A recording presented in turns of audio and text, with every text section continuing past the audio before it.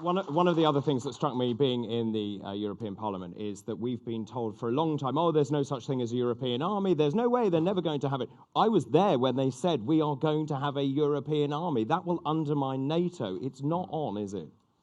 David, the remarkable thing about this whole debate is that because Boris put a figure on the side of a bus that was a bit on the high side, we're told we won the referendum through lying. They have been lying for 50 years.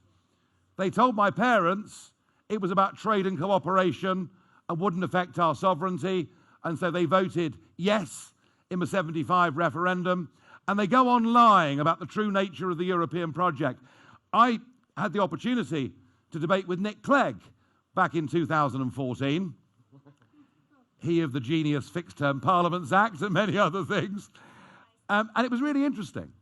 I said one of the reasons I don't want to be a member of the European Union is it's becoming a militarized union that will, I think, destroy NATO.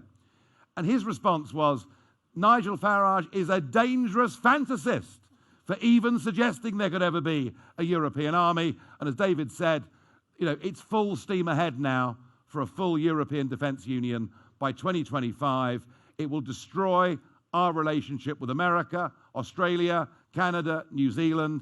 It has even more worrying implications for sharing information than it does for military cooperation.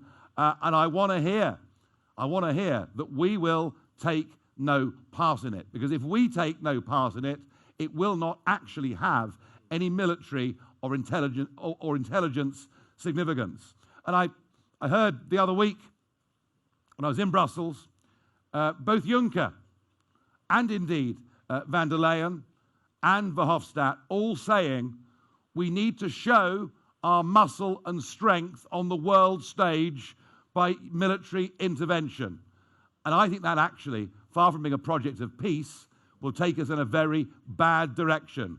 We want no part of it, and I hope that our leaving the European Union actually reforms the EU, changes the European structures for the rest of Europe too. And if it's a Europe of nation states cooperating, trading, having reciprocity, being friendly, we want to be a part of that.